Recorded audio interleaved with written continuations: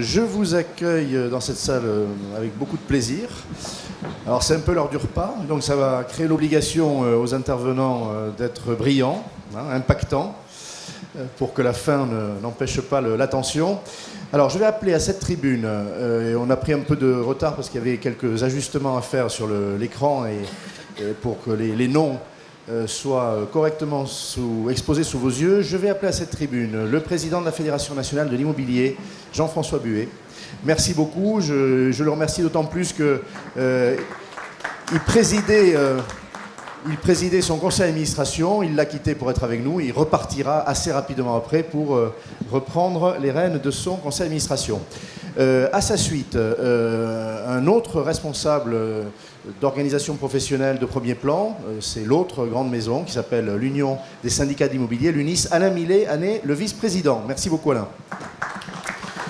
Et il vient de loin, à titre professionnel, d'un territoire où on fait des locations de vacances. Il nous en parlera.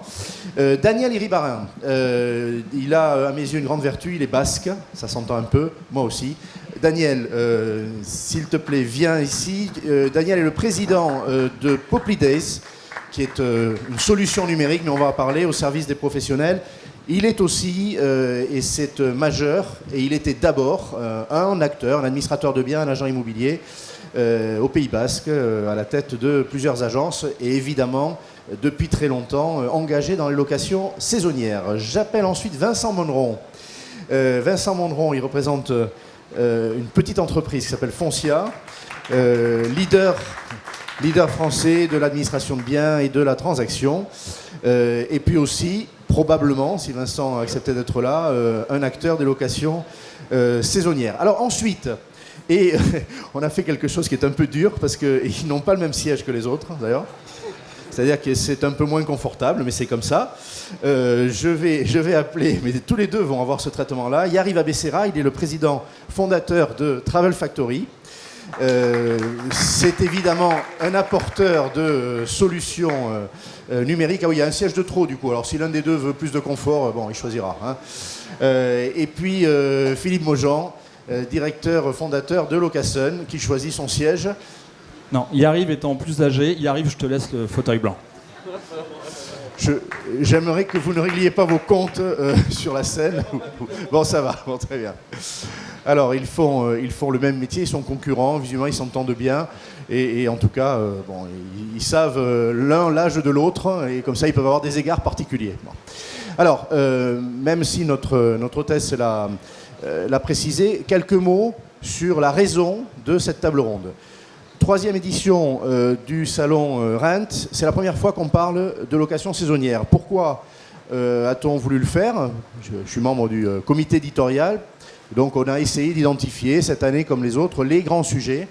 Très clairement, on a identifié que le segment particulier des locations saisonnières dans l'univers de la transaction et de la gestion résidentielle méritait tous les égards. Pourquoi ? Parce que c'est un domaine dans lequel, de manière tonitruante, un acteur, mais d'autres aussi, un acteur du numérique, il a été cité, Airbnb, est arrivé en créant des peurs, en faisant se poser un certain nombre de questions, et en particulier en inclinant les professionnels de l'immobilier à se dire qu'est-ce qu'on va devenir ? Et puis la deuxième raison, c'est que quand on regarde sereinement les différents segments de marché, c'est un segment de marché que les professionnels ont investi il y a très longtemps, sur lequel ils ont toujours eu une présence. Qu'est devenue cette présence aujourd'hui, cette pénétration des professionnels immobiliers, en fonction du diagnostic qui sera fait, comment faire en sorte que le marché soit ou bien mieux tenu ou peut-être reconquis. Je ne veux pas anticiper sur les réponses qu'on va recevoir. En tout cas, voilà les enjeux de cette table ronde pour lesquels je vous remercie, messieurs. On a été très mauvais sur la parité. Vous avez remarqué qu'il y a 6 hommes. C'est comme ça. Encore une obligation supplémentaire d'être excellent, messieurs. Hein, voilà. Bon. On ne vous pardonnerait pas autrement d'avoir fait de l'ombre la parité. Président Buet, Fédération nationale de l'immobilier, fédération à laquelle je suis attaché. Moi, j'ai le souvenir, il y a 25 ans, quand je suis entré dans cet univers-là, c'était dans ta maison, hein, président, tu ne la présidais pas. Il y avait une commission location de vacances, elle était très active. De mémoire, la fédération revendiquait de l'ordre de 800 professionnels qui se livraient à cette activité-là. Alors, le point aujourd'hui sur ce qu'est cette activité au sein de la fédération et puis plus largement dans la profession, on aura de toute façon aussi le regard d'Alain là-dessus, et puis les convictions stratégiques de la fédération sur le lien entre agents immobiliers et location saisonnière. Merci, bonjour, j'espère que ça marche. Oui. Alors écoutez, c'est vrai qu'à la Fédération nationale de l'immobilier, on avait 800 confrères, on a toujours à peu près aujourd'hui 800 confrères qui pratiquent ce métier, dont 400 le pratiquent de façon primordiale, essentielle et régulièrement avec des portefeuilles qui sont importants. Évidemment, ce métier il a énormément évolué parce que les schémas économiques, structurels, les attentes du consommateur, la déstructuration du marché, les gens ne viennent plus forcément louer du samedi au samedi. Vous savez tous que ça a énormément évolué, que les attentes ne sont pas les mêmes. Les gens partent souvent en week-end, ils ne partent pas forcément 15 jours ou 3 semaines en vacances comme ils le faisaient dans le temps, évidemment. Et donc, on n'est plus du tout face aux mêmes besoins de nos consommateurs. Et puis, on a la réglementation aussi. C'est-à-dire que la difficulté de ce métier, c'est que d'être dans une réglementation, on ne sait pas toujours à quelle loi on est assujetti, et c'est un peu compliqué. Pour autant, quand on regarde ce qui s'est passé sur les 20 dernières années, on s'aperçoit que ceux qui ont pris les bons virages, c'est-à-dire que, comme le disait Matheus Ferreira hier soir, ceux qui ont été dès l'origine à l'écoute du client, plus que de regarder ce que faisaient les concurrents, ont pris les bonnes dispositions. C'est-à-dire qu'ils ont mis en place des systèmes d'accueil, des systèmes de service. Ils ont, pour certains, adhéré à Qualité Tourisme. Et je crois que c'est indispensable. Et en fait, ce qui fait la différence aujourd'hui, ceux qui réussissent, ce sont ceux qui ont misé sur, premièrement, la qualité des produits et, deuxièmement, la qualité des services. On voit, par exemple, des confrères dans des endroits qui font rêver, arriver à vendre des services qui sont tout à fait à la marge du métier. Je pense à ce confrère à Courchevel qui s'occupe des forfaits de ski, qui s'occupe de l'abonnement de la gymnastique pour l'épouse qui va pas skier, qui s'occupe de trouver un cuisinier pour venir dans le chalet, en fait qui s'occupe de tous les services hôteliers qu'un consommateur pourrait souhaiter avoir, qui le pousserait à aller à l'hôtel plutôt que de prendre en location un bien de qualité. Et donc, c'est une leçon pour tous nos autres métiers. C'est une leçon pour tous nos autres métiers, que ce soit la transaction, la gestion locative classique, mais aussi le syndic de copropriété. C'est quoi la leçon? C'est qu'en fait, les marges de nos entreprises, elles sont désormais en dehors aussi de tout ce qui est réglementaire. Depuis 1970 et 65 et 89, on s'est mis dans les lois et on s'est dit finalement, nos honoraires, c'est les honoraires de location qui sont désormais plafonnés. Les honoraires, ces honoraires de copropriété qui sont encadrés dans un contrat, etc., etc. Et ça, j'ai pas le droit de le faire parce que je suis loué au gay. Nini, je crois que, justement, ce que nos confrères en location saisonnière ont compris souvent avant d'autres, c'est qu'ils pouvaient faire de la production d'honoraires avec des prestations qui n'étaient pas forcément encadrées par la loi Hoguet et qu'il suffisait simplement qu'on ait d'abord des statuts et un cabis qui le permettent. C'est quand même, c'est l'essentiel. Ne jamais oublier que nous sommes à la base des commerçants et que ce n'est pas parce qu'une partie de notre activité est encadrée que ça nous interdit de faire autre chose. Je crois que ça, c'est un point à retenir. Et j'ai noté qu'en location saisonnière, il y avait eu déjà beaucoup d'innovations qui ont été reprises par les agents immobiliers classiques de la transaction, par exemple, sur l'accueil, sur la sélection des produits, sur la qualité des photos, des textes, évidemment. Et puis, de toute façon, se servir des nouveaux outils. C'est une révolution, c'est comme ça. On ne peut pas aller contre les choses. Et je crois même que c'est une opportunité et que ça change des modes de fonctionnement. Mais ça permet aussi... Il ne faut pas oublier qu'on est quand même le premier pays touristique au monde et qu'on est regardé. Et aujourd'hui, même si les Américains viennent un peu moins, mais ça, c'est un autre débat que je ne vais pas entamer devant vous ce matin, les gens adorent notre pays. Ils adorent notre pays, ils adorent la richesse architecturale de nos produits. Et la qualité des photos, elle est essentielle. On sait qu'à peu près 4/5 du temps passé sur une annonce l'est sur la photo. Voilà.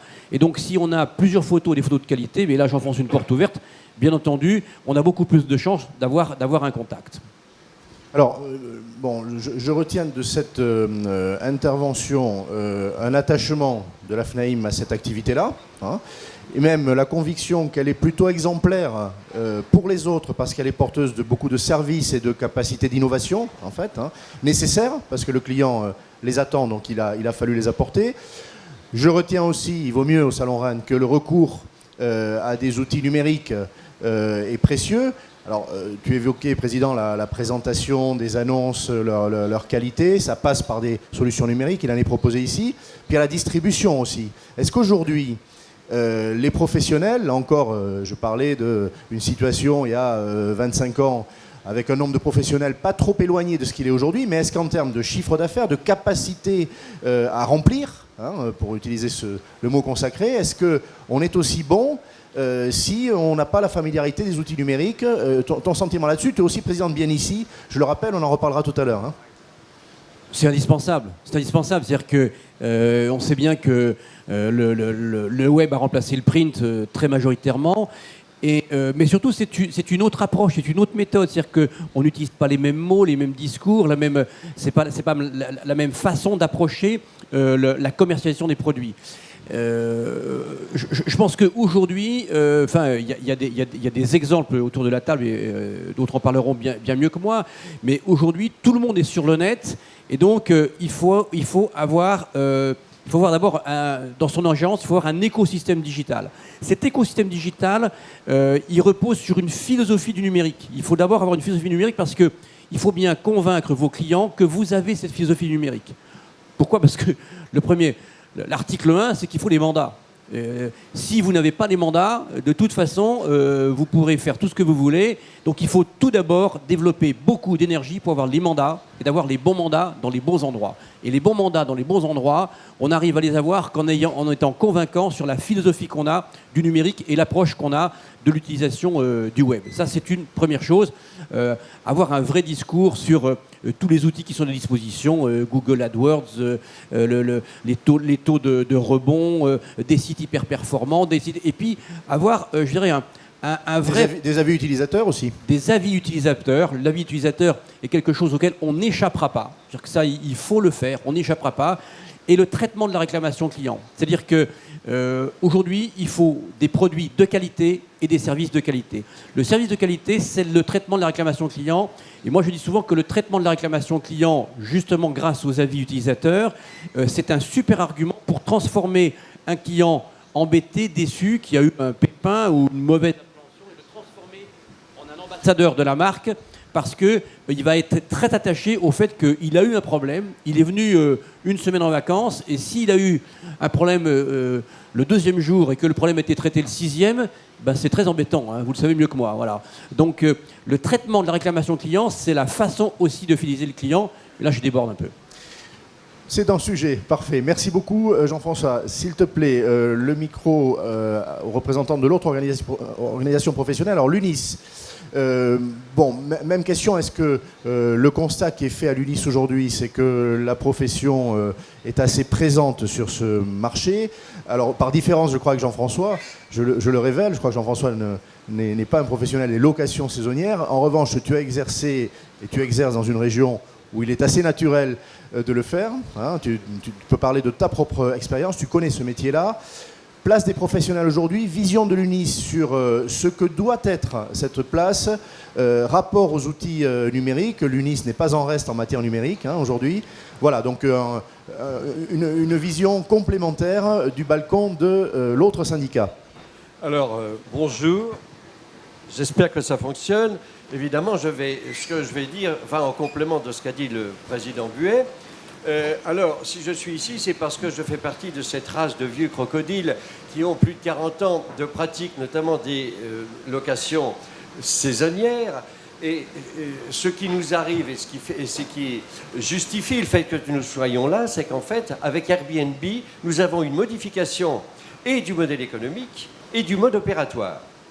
Je veux dire qu'au travers des années, on a vu que le modèle économique avait été modifié par les goûts des consommateurs, c'est-à-dire qu'il nous arrivait de faire des locations pour 2 mois, puis après pour 1 mois, puis après pour 15 jours, après une semaine, c'est-à-dire qu'à chaque fois, le mode opératoire était subordonné à ces modifications, et pour ce qui nous concerne, c'était assez facile. Là, ce à quoi nous assistons maintenant, c'est une modification et du modèle économique et du mode opératoire, c'est-à-dire qu'il nous est très difficile de pouvoir tout à la fois faire comme Airbnb, c'est-à-dire changer notre modèle économique. Notre modèle économique s'apportait surtout sur l'unité ou sur des dizaines d'unités. On faisait des dizaines de locations, voire des centaines de locations meublées, mais ça s'arrêtait là. Notre modèle économique, c'était des dizaines, c'était un nombre, alors que maintenant Airbnb, c'est des centaines de milliers. Et le mode opératoire qui était le nôtre, c'est-à-dire le fait d'apporter au client un service sur place, a été également modifié. C'est-à-dire que maintenant, il n'y a pas d'état des lieux, on ne va pas faire la liste, l'inventaire des meubles et surtout de savoir s'il manque une petite cuillère ou pas. Avec Airbnb, c'est terminé. Avec nous, ça subsiste. Alors, effectivement, il faut qu'on s'adapte. Il faut qu'on s'adapte, on ne changera pas, on ne fera pas mieux qu'Airbnb pour l'instant. En tous les cas, le modèle économique ne peut pas être modifié. Il faut donc que nous trouvions la bonne synthèse entre une modification partielle du modèle économique qui a été le nôtre jusqu'à présent et du mode opératoire qui doit l'accompagner. Le mode opératoire qui doit l'accompagner, c'est à base du service. Alors, on a apporté les draps, après on a loué les draps, après on a vendu même les draps. Il faut qu'on aille sur place. Lorsqu'il y a une fuite, il faut qu'on y aille. Je veux dire, ça, on ne l'empêchera jamais. Ce n'est pas un Airbnb avec des propriétaires qui ne sont pas là et qui ont demandé à la voisine de faire le ménage 2 jours avant que ça va pouvoir se régler. Donc là-dessus, nous sommes irremplaçables. Alors, quelle est la vision de l'UNIS ? La vision de l'UNIS, c'est évidemment d'abord une vision de réflexion, parce qu'on n'a pas la vérité infuse, et en tous les cas, on a aussi besoin de recul pour voir comment on doit s'adapter au mieux à cette nouvelle situation. Cette nouvelle situation, comme l'a rappelé le président Buet, qui me remerciera après, c'est que, en fait, ça doit s'appliquer aux consommateurs, à ses souhaits et à ce qu'il attend de nous. Donc, par l'outil digital, c'est la digitalisation qui est l'outil et qui est le vecteur de toutes nos modifications. Alors, en ce sens, j'aurai l'humilité de vous dire que, pour ce qui concerne l'UNIS, nous avons un comité stratégique qui réfléchit, qui y travaille.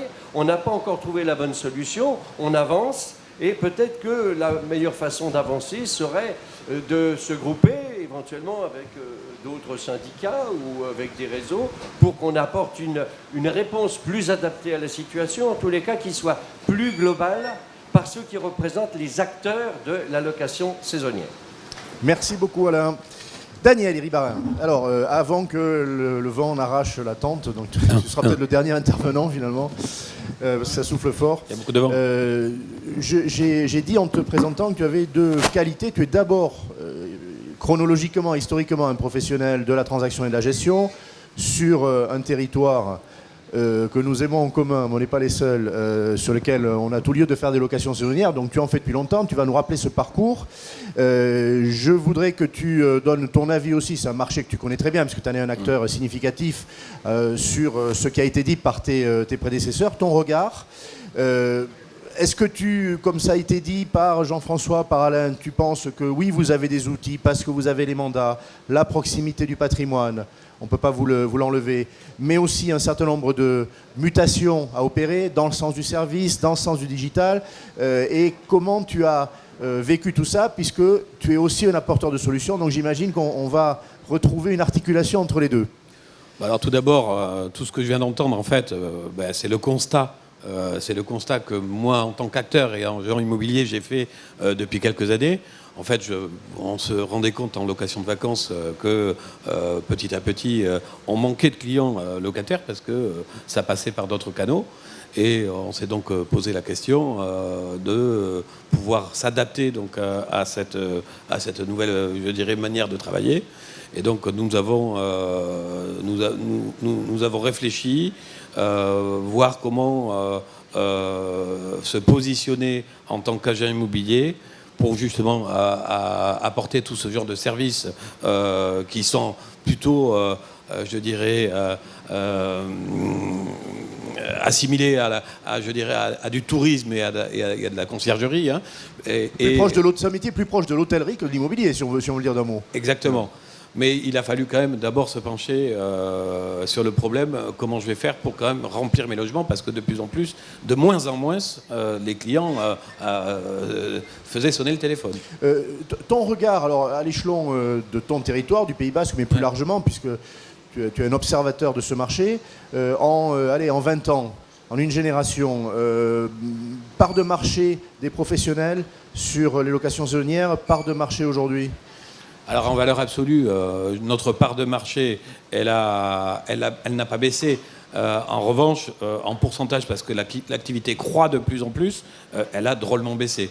Mais on représentait peut-être 70% de part de marché. Aujourd'hui, on ne représente que 10, voire 15% de cette activité. Ça veut dire qu'aujourd'hui, ça se démocratise de plus en plus. Et donc, il y a du business à faire quand même dans ce métier-là, quoi. Alors, c'est un marché, tu valises ce qu'a dit Jean-François.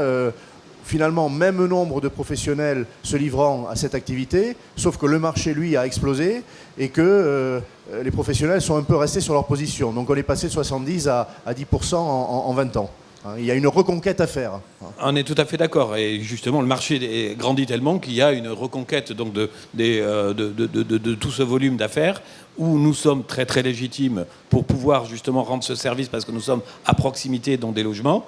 Et donc ça nous permet justement de penser à l'avenir et de se dire, ben, oui, il y a un vrai marché à reprendre. Ouais. Sur le mode d'hébergement, là aussi ton regard de professionnel dans une région qui doit avoir une vision de ces évolutions. Ce mode d'hébergement, moi aussi j'ai connu en 20-25 ans des réflexions, on s'est dit ben non finalement, et puis on n'est pas arrivé à calibrer la qualité. Il y a des étoiles dans l'hôtellerie, il n'y a pas de labellisation, donc une difficulté à donner de la visibilité.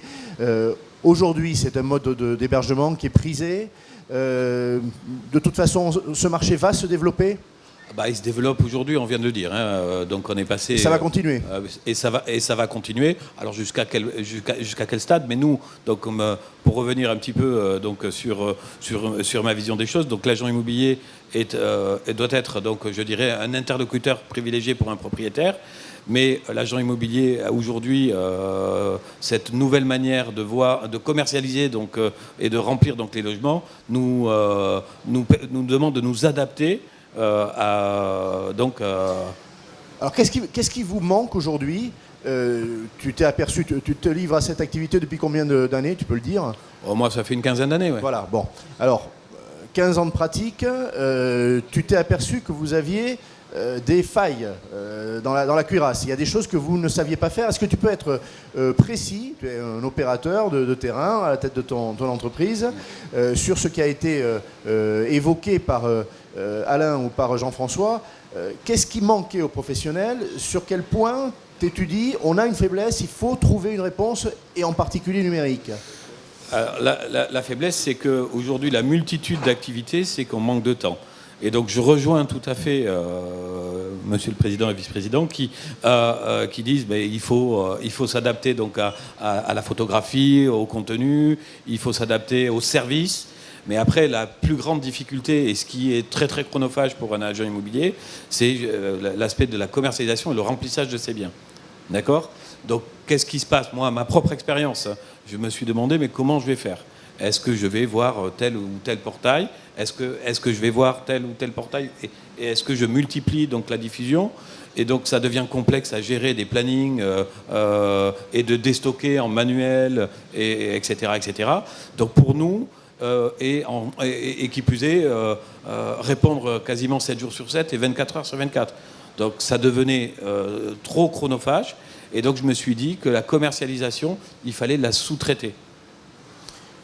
Alors, sachant que quand tu parles de remplissage, sur un nombre de biens donnés dans un portefeuille, il va falloir tous, lorsque la saison s'ouvre, qu'ils soient loués. Puis il y a la durée de remplissage.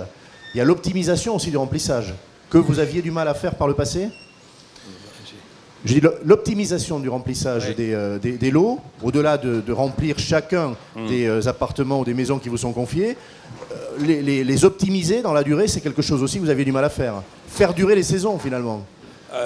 Oui, aujourd'hui, on va s'envoler bientôt. Aujourd'hui, avec je dirais cette consommation et l'évolution de ce marché, on arrive à faire durer, grâce à une diversité de partenaires ou de distributeurs qui nous permettent donc de nous apporter de plus en plus de clients tout au long des saisons. Et de manière, je dirais, on sort du schéma de la quinzaine de la semaine, mais on rentre sur des courts séjours, des arrivées tous les jours de la semaine, etc. Donc aujourd'hui, ce qui est important pour l'agent immobilier, c'est qu'il se consacre plutôt à, je dirais, ses propriétaires et au service donc du réceptif de ses locataires pour pouvoir justement donc derrière fidéliser son propriétaire et arriver à le conserver dans son portefeuille, quoi. Alors, puisque tu es ici à deux titres, mais celui qui est mentionné légitimement au Salon Rennes, c'est celui de fondateur d'une solution numérique, d'une plateforme. Bon, en quelques mots, Poply Days, qu'est-ce que c'est ? Quelles sont les réponses apportées par Poply Days aux mots, aux problèmes qui ont été identifiés par vous trois d'ailleurs aujourd'hui ? Tu disais, je me suis demandé si je n'allais pas vers un distributeur, un canal de distribution numérique, parce que bien sûr c'était la solution. Tu as créé cette plateforme, l'origine, et puis les services apportés. On pourra y revenir, mais en quelques mots, je crois qu'il y aura une présentation en outre dans ce salon. On a une présentation qu'on peut, on peut venir nous voir sur notre stand. Il y a un stand, voilà. Donc on pourra renvoyer les présents à cette table ronde, à ce stand, mais en quelques mots, l'apport de Poply Days aujourd'hui à un professionnel de la transaction, de la gestion, qui veut optimiser son activité. Donc, comme je le disais, pour moi, l'activité la plus chronophage, quasiment, c'est de diffuser et de multidiffuser ses annonces. D'accord ? De tenir à jour ses plannings, etc. Donc moi-même, l'expérience quand je me suis dit comment puis-je faire pour avoir des partenaires qui, c'est leur métier de commercialiser donc, sur le web, plutôt que d'aller faire du référencement très très coûteux, comment puis-je faire pour aller poser mon annonce chez tous ces distributeurs, dont notamment deux présents, Travel Factory et Locasun, mais ils vont avoir la parole. Mais pourquoi pas Booking, pourquoi pas Airbnb donc je dirais avoir une gestion donc avec une seule entrée, de rentrer donc tout son produit dans le système, de le multidiffuser en instantané, et surtout de permettre de déstocker en temps réel dès lors qu'une vente est faite par l'un des distributeurs. D'accord ? Cela n'empêche pas à l'agent immobilier lui-même de fidéliser sa propre clientèle et de faire ses propres réservations sur sa clientèle fidèle, quoi. Alors, qui dit diffusion multicanal, dit partenaire. Je vais tout à l'heure leur donner la parole. Deux de ces partenaires sont à cette tribune, mais en tout cas, c'est le choix non pas de se substituer à ceux qui étaient des distributeurs des locations saisonnières, mais à s'allier avec eux. C'est ça, et à connecter leur service avec le service de la plateforme. Exactement. Alors cette plateforme, elle apporte quel autre service ? On parlait tout à l'heure des process au service du client, on parlait de la réactivité, on parlait... c'est une activité dans laquelle aussi la réglementation intervient, il faut un contrat, on parlait d'état des lieux. Poply Days, pour l'agent immobilier, fait quoi ? Voilà, de manière très concrète. En fait, l'objectif, toute la problématique que vous venez d'évoquer, excusez-moi, je cherche mon mot.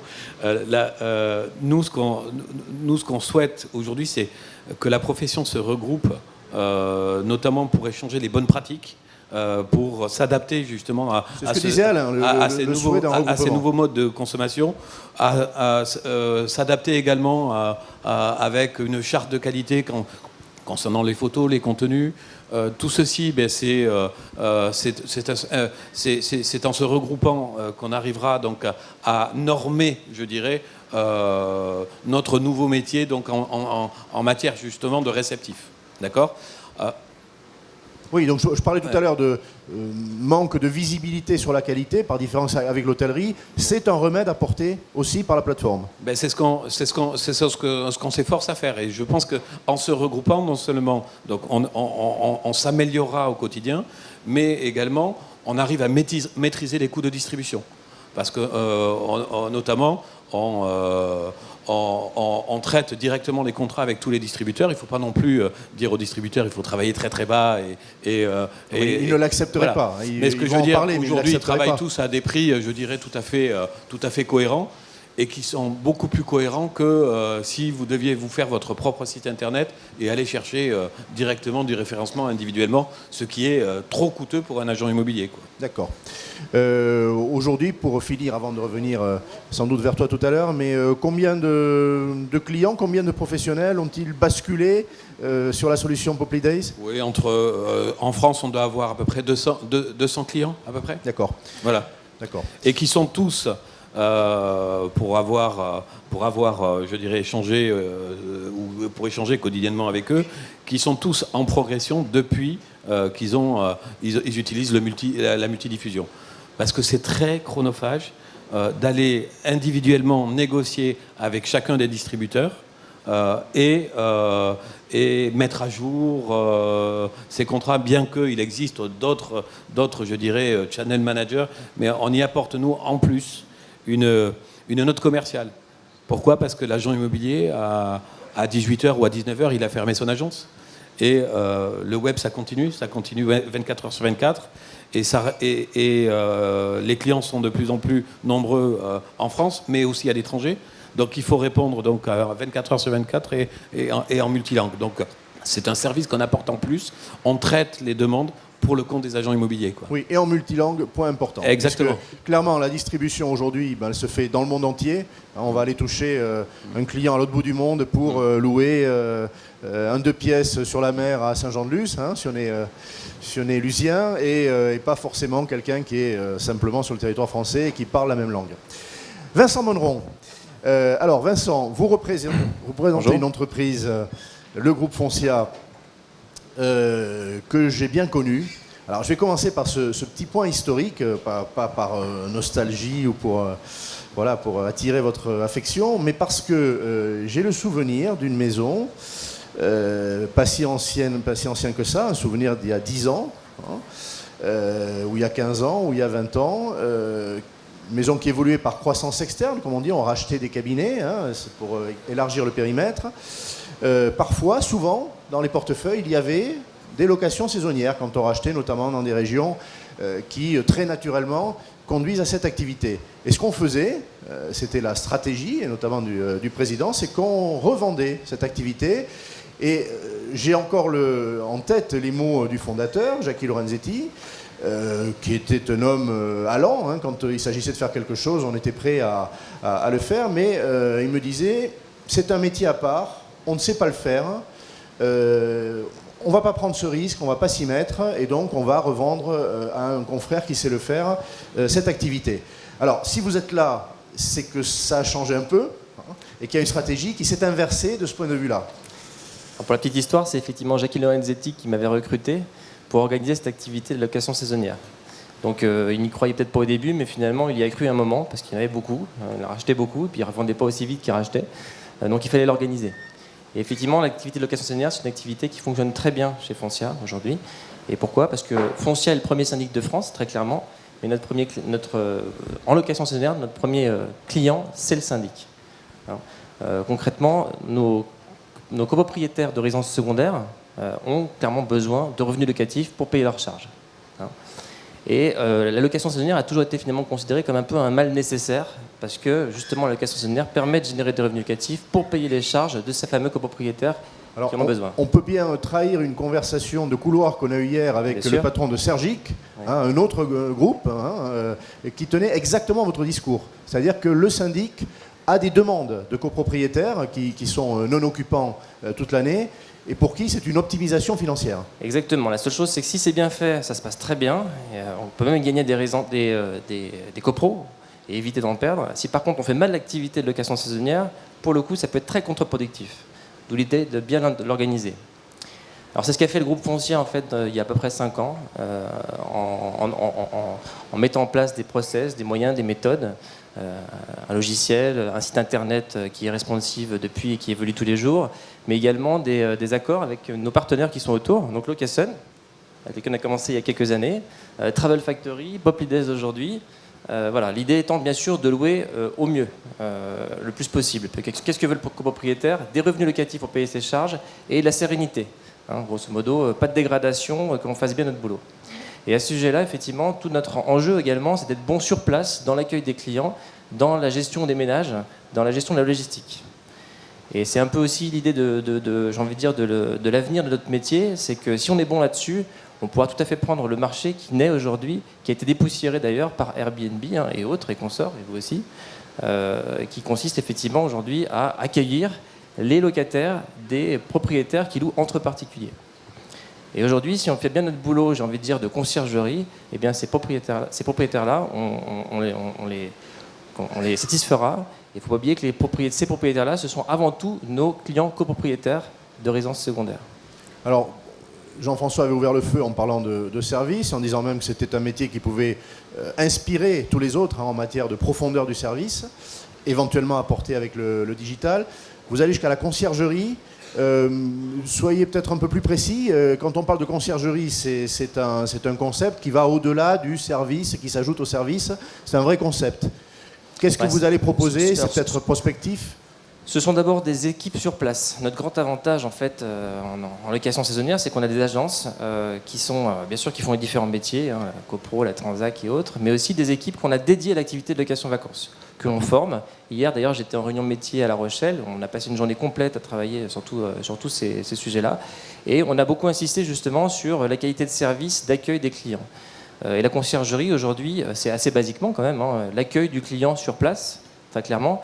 Le fait de lui préparer son logement en amont, de s'assurer que tout va bien, d'intervenir s'il y a moindre problème de l'assistance technique pendant son séjour, et puis également de faire tout bêtement les ménages, les contrôles d'état des lieux de sortie. J'ai envie de dire que déjà si on fait ça, si on accueille bien le locataire, déjà il reviendra, le propriétaire sera satisfait. Et quelque part si on le fait bien, c'est déjà une première bonne chose. Ensuite, la conciergerie, on n'en est qu'au début, c'est aussi un balbutiement, ça ne se sait pas que les agents immobiliers proposent de la conciergerie. Alors que finalement, c'est dans notre ADN, on fait ça depuis des années. Donc, finalement, c'est quoi la conciergerie? C'est notre métier, moins la commercialisation amont. Voilà. Donc on essaye justement, nous, maintenant, de faire, auprès de nos copropriétaires de résidences secondaires et puis auprès d'autres propriétaires, de faire savoir que l'on fait ce métier-là, qui permet aux propriétaires justement de louer de leur côté et puis nous d'accueillir le locataire. Et puis on a bon espoir que les propriétaires effectivement un jour en aient un petit peu marre de louer et nous confient tout ou partie de leur commercialisation. C'est ça la stratégie. Dernier mot liminaire, en tout cas, Foncia est un groupe immobilier, mais enfin avec des actionnaires qui sont attentifs à la profitabilité. Je ne dis pas que les autres entreprises soient mésattentives, mais enfin, en tout cas, quand on a des fonds d'investissement à son capital, on sait que c'est un sujet. Bon. Activité profitable?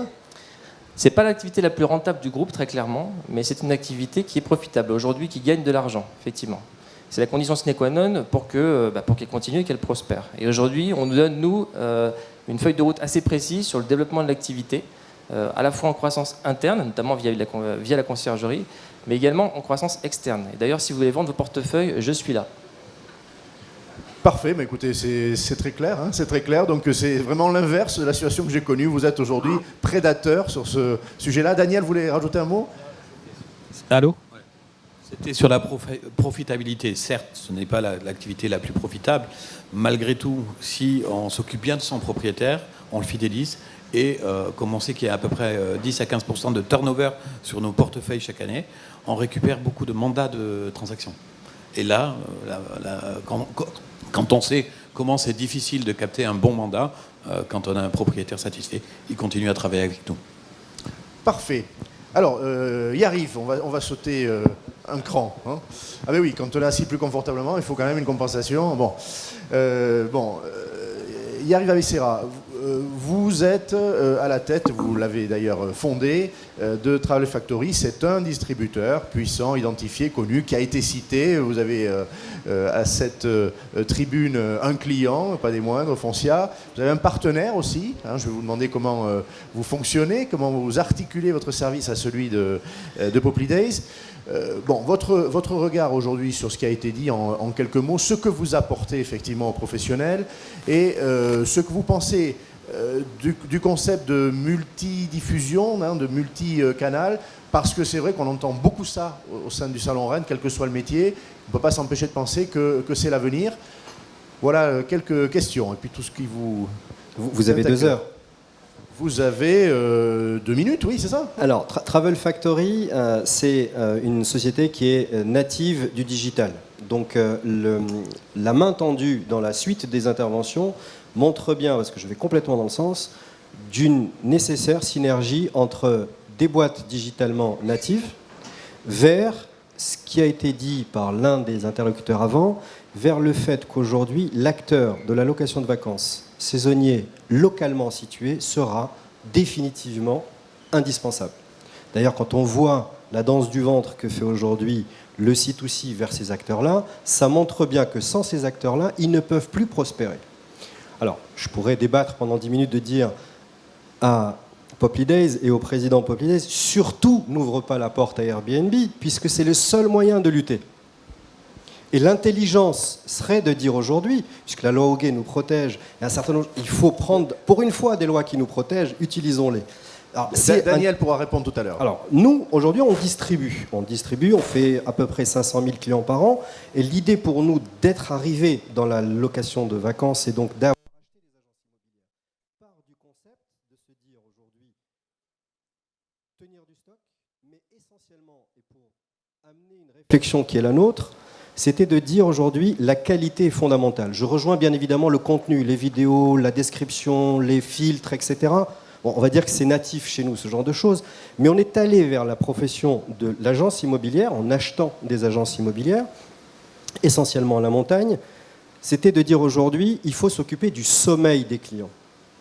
C'est fondamental pour une boîte comme la nôtre. J'en avais assez de lire les avis de consommateurs qui disaient aujourd'hui, il y avait 2 points. C'est la qualité du logement et la fidélisation. Donc, c'était de mettre de l'acquisition marketing digital en se disant je ne sais pas ce qui se passe au bout de la clé et donc du coup je risque de perdre mon client. Et pour un entrepreneur, pour un fondateur d'une boîte, c'est juste insupportable de dire à un moment donné j'investis complètement avec un masque en disant je ne sais pas ce qui va se passer localement. Donc il y a effectivement tous ces process qui sont aujourd'hui dans l'amélioration du content et ce salon en est la quintessence, la digitalisation, les photos, etc. Mais c'était de se dire comment on s'occupe du sommeil des vacances. Et moi, j'adore citer cet exemple-là, qui est l'évolution de Ibis, qui s'est concentrée sur le sommeil du client, avec ces 3 chartes. Et aujourd'hui, quand vous voulez louer un bien dans la location de vacances, celui qui est derrière son ordinateur, il faut lui livrer une boîte de Doliprane, une boîte de Spasson, parce qu'il n'y comprend plus rien. Et il n'y comprendra jamais rien parce qu'on ne peut pas avoir de normes, on ne peut pas avoir des étoiles, on ne peut pas avoir un flocon, on peut avoir un petit chien, une petite toile jaune, c'est pas possible. Et ça ne marchera pas.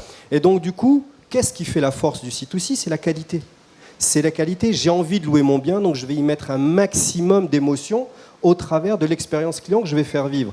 Quand on a nos professionnels dans les agences, ils font le travail. Mais il faut accélérer sur ce travail-là. Et donc, de travailler ensemble, c'est fondamental. Ça, c'est la première chose que je voulais dire. La deuxième, qui fait qu'aujourd'hui, je pense que les agents immobiliers qui pratiquent la profession de location de vacances ont quand même une longueur d'avance par rapport au C2C. On a un retard monstrueux qui est lié à la communication qu'on fait ensemble. Aujourd'hui, vous allez voir probablement, quand vous avez vu les campagnes télé d'Airbnb à Britel cet été, c'est des centaines de millions d'euros. Comment voulez-vous qu'on lutte?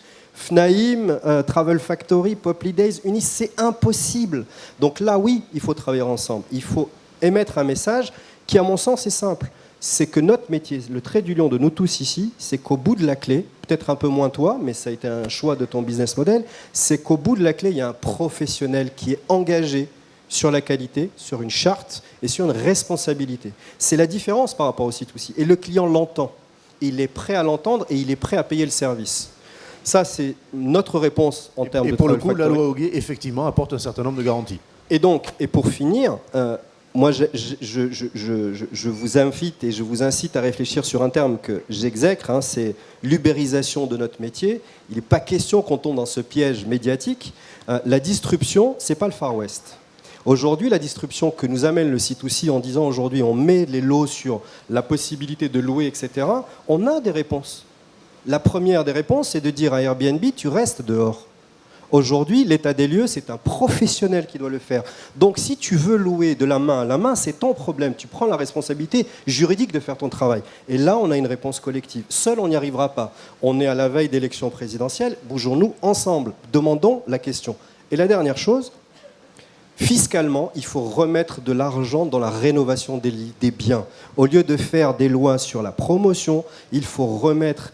Parce qu'on est passé de 70% à 10%, non pas à cause de notre performance commerciale, c'est par l'émergence des lots qui sont arrivés grâce à la digitalisation. Mais la qualité aujourd'hui, nous, on a le deuxième choix.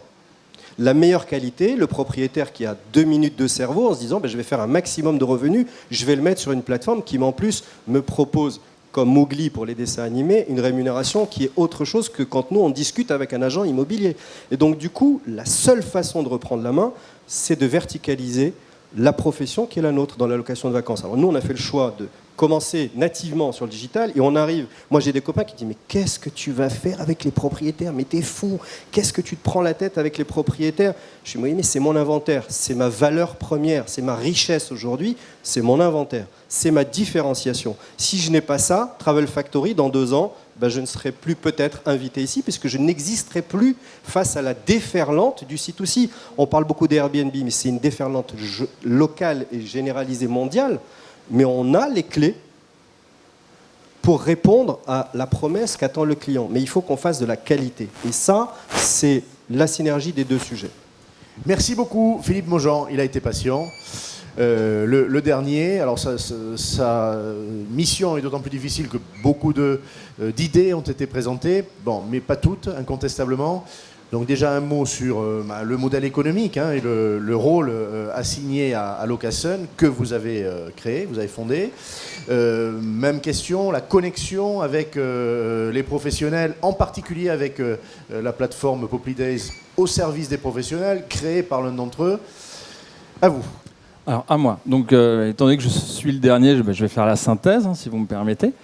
Tout d'abord, donc, Locasun a été créé il y a une quinzaine d'années. Et nous, on a, depuis le début, donc nous sommes un site de distribution de location de vacances. Et depuis le début, nous travaillons quasiment exclusivement avec les agents immobiliers. Nous, ça a toujours été notre volonté. On a toujours voulu des produits diffus. Donc, aujourd'hui, on a à peu près 600 agents immobiliers, un tiers en Espagne et donc les 2 autres tiers à peu près en France. Selon moi, alors je ne suis pas sur le terrain, c'est vous qui êtes sur le terrain, mais selon moi, les Abritel, les Airbnb, etc. ont finalement ouvert des portes qui sont pour vous un superbe atout. Vous vous rendez compte que dans votre ville, vous êtes passé de 10% à 70%, il y a tout d'un coup 6 fois plus de logements disponibles, avec des propriétaires qui doivent s'occuper de l'entrée, de la sortie, etc. C'est une galère pour les propriétaires. Il faut mettre à jour ces annonces, il faut gérer les entrées, il faut répondre aux clients, il faut répondre aux emails. C'est une vraie galère. Finalement, c'est une opportunité pour vous. Alors prenez-la. Essayez de trouver les fichiers de tous ces propriétaires, allez les démarcher, faites tout ce que vous pouvez, mais c'est une superbe opportunité. Prenez-la. Et ensuite, nous, on ne veut surtout pas, nous, s'occuper de votre métier. Je ne sais pas faire votre métier, moi. On a tellement de chats à fouetter, nous, avec le marketing, la distribution, ça devient tellement compliqué que moi, je veux faire que ça, la distribution. Donc, on veut être partenaire avec vous, on ne veut pas s'occuper des propriétaires, faites-le, et on va nous s'occuper de vous distribuer un peu partout en Europe, de plus en plus. Ça, c'est notre actualité, on va vraiment se développer en Europe du Nord, faire venir des Anglais, des Allemands, etc. Mais vraiment, finalement, c'est vrai que ce sont des petits jeunes de San Francisco qui ont ouvert les portes. Réessayez de vous réapproprier tout ça. Et vous allez avoir votre catalogue qui va... Donc, ce qu'il faut, augmenter votre catalogue. Ensuite, prenez un logiciel. Il en existe une dizaine en France. une solution informatisée, parce que nous, on en a absolument besoin. Vous mettez tout là-dessus, c'est pas très cher. Ensuite, on fait des passerelles, on récupère tous vos produits, on a les dispos en temps réel, on a les photos, on a tout un tas de données, et ensuite, on peut faire les ventes. C'est automatisé. Voilà. Et on peut vraiment faire, ça ne va pas vous coûter très cher, vous n'êtes pas obligé d'embaucher 2, 3, 4 personnes. Juste, ce logiciel technique, c'est primordial. Voilà. Et ensuite, on va vous faire des ventes complètement automatisées, ça va tomber dans votre système, boum, boum, boum, ça va vous faire des ventes. Ce sera simple à gérer et occupez-vous des propriétaires et nous, on s'occupera de la distribution. C'est pas que vous n'êtes pas capable de le faire, mais c'est tellement compliqué maintenant. Les newsletters ciblés, le big data, les achats de mots-clés, etc. Alors, voilà. Philippe, Donc nous, on s'occupe de cette partie-là. Une citation à ce stade, Hervé Parent, notre hôte, hein, qui a inventé ce salon il y a 3 ans, qui est aussi un enseignant, un chercheur, j'ai la fierté qu'il soit enseignant à l'IMSI, dit une chose, les outils numériques ne sont pas à la mesure des particuliers. Donc les risques d'ubérisation et d'appropriation par le particulier des métiers immobiliers sont en fait nuls. Ou quasi nul, et les chiffres depuis 5 ans démontrent cela. Il n'y a pas eu de recul des professionnels du fait de la mise à disposition d'outils numériques. Ils sont à la main des professionnels, et votre message, c'est de dire utilisez-les. Voilà, utilisez-les. Alors, il est vrai qu'aujourd'hui, les particuliers sont finalement assez souples. Ils acceptent des arrivées n'importe quel jour, des départs n'importe quel jour. Il est vrai que les les professionnels agents immobiliers avec qui nous travaillons vont devoir faire un effort sur la qualité des photos. Ça pêche encore beaucoup trop. Il faut que vous insistiez au niveau des propriétaires pour beaucoup plus de souplesse sur les dates d'entrée et les dates de sortie. On a fait des tests avec des agents immobiliers qui jouent vraiment la carte de l'ouverture à n'importe quel jour. Ça marche vraiment bien. Quitte à augmenter le prix journalier, c'est vrai. Le prix à la semaine restera le même, mais le prix journalier augmentera. Vous allez avoir quelques trous, même en juillet et en août, mais acceptez ce risque. Et les clients en ont marre, et moi le premier, de faire 10 heures de voiture un samedi pour aller sur mon lieu de vacances. Ça, c'est terminé. Moi, je veux rouler le lundi, je veux rouler le jeudi, je veux arriver dans ma location n'importe quel jour. Donc, insistez au niveau des propriétaires, ayez cette flexibilité. Ça a été le cas des grosses plateformes américaines avec les propriétaires. Il est vrai qu'ils se sont débrouillés pour faire des arrivées à n'importe quel jour de la semaine. Eh bien, faites pareil. J'imagine que Foncia, lorsqu'on parle de conciergerie, d'adaptation du service, est sur ce versant-là, j'imagine. On y travaille. En tous les cas, commercialement, on a fait des essais, ça fonctionne très bien. Les taux de remplissage sont très bons. Il arrive à un remords, il a quelque chose à ajouter. Non, pas du tout. Je veux intervenir sur ça parce qu'encore une fois, c'est là où je parle de Far West. C'est qu'aujourd'hui, une personne qui travaille dans une de nos agences, tous professionnels aujourd'hui, elle ne peut pas travailler 7 jours sur 7. Ce n'est pas possible, on n'a pas le droit. Et donc, du coup, pour pouvoir faire travailler une deuxième personne, il faut gagner plus d'argent, plus de revenus. Et donc, c'est ça le sujet. C'est d'aujourd'hui de mobiliser du stock suffisamment. C'est pour ça que la conciergerie est intelligente. Parce que il faut aller vite. Quand vous disiez que vous aviez une commission stratégique qui était en train de réfléchir et vous n'y avez pas la réponse.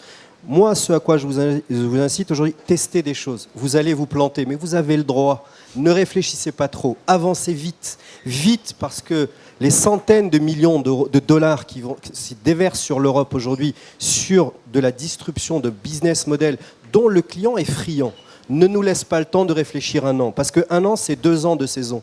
Et aujourd'hui, on finit l'été.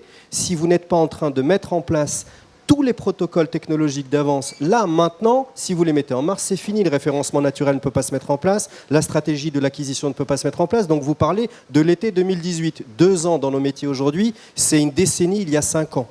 Et donc, du coup, on a besoin d'aller très, très vite. Tu le disais tout à l'heure, on n'a plus le temps de tout gérer en même temps. Donc, on a besoin de faire des passerelles sur les métiers entre qui aurait imaginé qu'il y a 4 ans, je puisse m'asseoir à côté de vous. Oh, un outil. Pas sur le même siège. Pas sur le même siège. Voilà, en plus, vous voyez, je vais me rapprocher l'an prochain, peut-être que je serai sur un siège blanc. Mais ça ne vous empêche pas de parler longtemps, d'ailleurs, l'inconfort. C'est ça qui est bien. Effectivement, non, mais je suis très bavard et en plus passionné. Mais c'est intéressant. Mais c'est là où aujourd'hui un notier de 2 sites internet créés il y a une quinzaine d'années qui discutent avec les professionnels de l'immobilier et de la location de vacances. C'est là qu'on voit bien qu'il y a des passerelles qui sont en train de se nouer, il y a des murailles qui sont en train de tomber. Le micro à Daniel et ensuite un mot de conclusion au président de la FNAIM s'il le veut bien, parce que c'est le plus haut gradé, le plus vieux gradé en le plus haut grade à cette tribune. Voilà, et oui, Alain est vice-président, mais ça viendra, mais bon. Daniel, il y a 2-3 sujets, j'ai vu que tu marquais ou de l'approbation ou l'inverse, je ne sais pas très bien. On a évoqué Airbnb, ta réaction, et puis voilà, bon, puis sur tout ce qui a été dit sur le multicanal, de la part de 2 acteurs forts de la distribution digitale, le service, la conciergerie, l'adaptation des plages horaires, voilà, tout ce qui, de manière très concrète, te vient à l'esprit. Il y a plein de choses qui me viennent à l'esprit, et là aussi, il est quand même l'heure de déjeuner, donc on va essayer d'être assez court. Donc c'est vrai que dans ce que je retiens, c'est qu'il faut qu'on se regroupe, qu'on se parle, il faut qu'on se partage les tâches. Alors moi je prône une diversité, une multiplicité de diffusion, parce que il y en a un qui est meilleur sur un marché ou sur un autre, etc. Je suis pour une reconquête du marché, donc aller chercher tous ces propriétaires qui, de toute manière, n'arrivent pas à se débrouiller tout seuls. Donc nous, les agents immobiliers, on est là pour se bagarrer, et donc pour se bagarrer, récupérer ce marché, et surtout se regrouper pour charter une qualité que nous demandent nos distributeurs, mais que nous demandent également nos propriétaires. Si on est bon, on sera bon dans on pourra reprendre ce marché, quoi. Merci Daniel. Président Buet. Oh, mais écoutez, je sais pas, oui, ça marche bien. Sans prétention, moi j'ai retiré les conclusions. C'est un représentant bien ici d'ailleurs que je m'adresse là. Oui. Bien ici, présent sur ce salon, un portail puissant, nouvel entrant sur la transaction vente et location. Quid de la location saisonnière? Est-ce qu'il ne faut pas imaginer que, je sais pas, Poply Days par exemple, puisse jouer un rôle en se connectant d'une manière ou d'une autre au service apporté par Bien Ici? Voilà, je mets les pieds dans le plat, mais en regard avec un petit peu de hauteur au-delà même de la FNAIM. Clairement, Bien Ici va fêter ses 1 an d'existence le mois prochain. On est en fort développement. On a complètement changé le schéma. Pourquoi? Parce qu'aujourd'hui, on est sur une technologie tout à fait innovante. C'est-à-dire qu'en fait, on a vraiment créé l'émotion. Le consommateur, l'internaute, il a l'émotion parce qu'il arrive tout de suite sur un site qui est un mapping en 3 dimensions, où il voit tout de suite l'endroit où il va se trouver. Il voit l'église, on est en réalité augmentée, virtuelle, augmentée.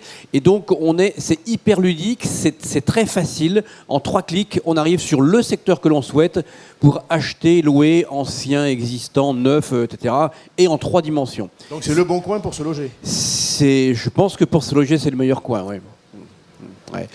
Et donc, cette rupture technologique qui fait la réussite aujourd'hui de Bien Ici, on va effectivement l'ouvrir sitôt qu'on pourra le faire, je crois, aux locations saisonnières, parce que c'est une super vitrine et les gens ont envie de se projeter dans le milieu où ils vont être. Tout à fait. Et là, on va créer l'émotion, comme c'était dit.